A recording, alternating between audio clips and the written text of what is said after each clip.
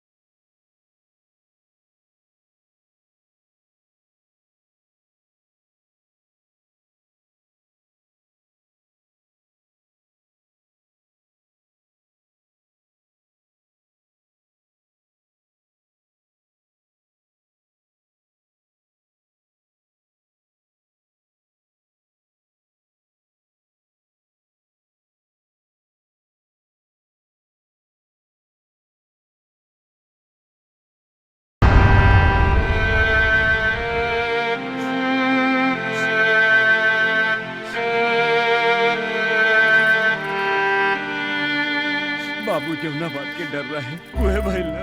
एक दिन खातिर हम तोके ओ दिन समझौले रहनी, लेकिन तू हमार बात ना मनला। राजा भैया, जहिया से कुसुम के बाबूजी तोहरा और कुसुम के प्रेम प्रसंग देखले बाड़े, वही दिन से उनके घर से निकल बंद कर देले बाड़े। आखिर हमरा में कमी का? अच्छा खासा कमानी, बढ़िया से बढ़िया लाइफ जिएनी। ना भैया, शिकायत तोरा कमाई से ना, तोरा पैसा से बा।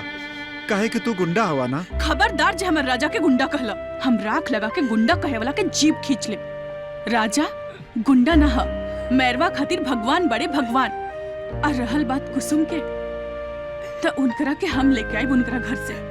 अब चाहे जान जाई, चाहे दहिया पर कफन होई, प्यार भइल बा तो जरूर मिलन हुई।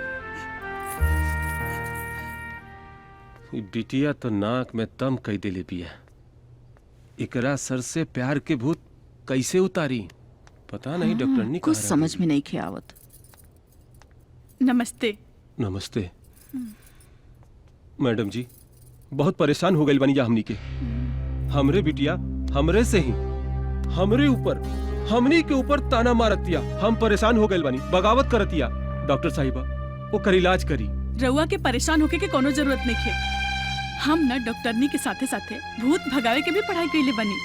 हम उनकर ऐसन ब्रेन वॉश करब कि वो जिंदगी में कबो प्यार के नाम न लिहे। रउआ बिल्कुल परेशान मत होई, ठीक बा? रउआ लोग एजे रही, हम देख के आवतनी।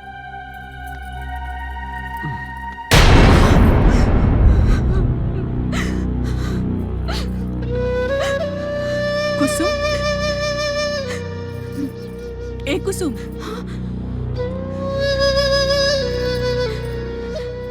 के बाड़ू तू चल जा यहाँ से। हम क्या उससे ना बात करे चाहता नहीं। छोड़ दो हमरा के अकेले। छोड़ दो।